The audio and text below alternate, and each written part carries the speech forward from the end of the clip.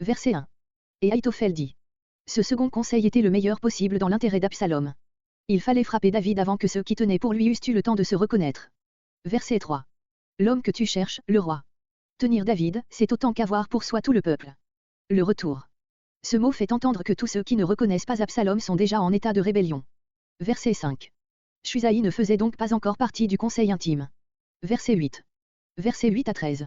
Shusaï veut gagner du temps pour sauver David, il allègue contre le conseil d'Ahitophel 3 motifs, l'extrême irritation et la bravoure désespérée que déploieront les compagnons de David, la probabilité que David échappera dans la nuit parce qu'il se tiendra à l'écart de sa troupe et l'effet déplorable que ne manquerait pas de produire le moindre échec au début de la campagne. On remarquera le ton d'emphase intentionnel qui règne dans tout ce discours. On a traduit aussi, il ne fera pas reposer le peuple. Verset 13. Des cordes. Étrange hyperbole. Il représente les tours et les murailles de la ville prises, abattues comme des arbres au moyen de cordes. Verset 15. Conformément à l'arrangement pris de Samuel 15.36, Shusaï fait avertir David, car il n'était pas sûr que l'on ne revint pas au conseil d'Ahitophel, verset 21. Verset 17. Voir de Samuel 15.24-29. En Rogel. Comparez Josué 15.7, note. Il restait en dehors de la ville, afin de pouvoir partir plus aisément sans être aperçu. Verset 18. Bahurim. Voir de Samuel 16.5 et de Samuel 3.16, note. Un puits, se voyant poursuivi, il se cache en arrivant. Verset 20. Le ruisseau, celui qu'on voyait là, du côté de la vallée du Jourdain. Verset 23. S'étrangla, par orgueil blessé et par désespoir, car le rejet de son conseil lui faisait prévoir l'insuccès de l'entreprise à laquelle il avait pris une si grande part. Verset 24.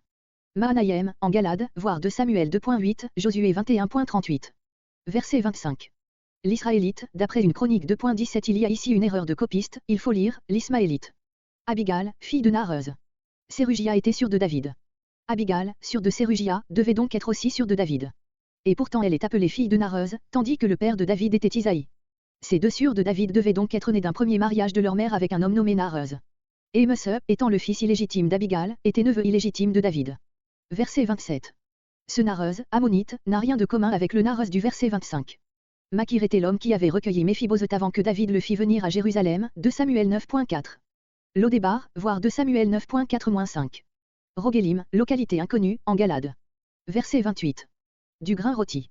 Ce terme, répété, à la fin du verset, doit l'avoir été par une erreur de copiste, à moins qu'on ne l'applique la seconde fois à une autre espèce de grain tel que les fèves ou les lentilles dont il vient d'être parlé après le froment. Verset 29.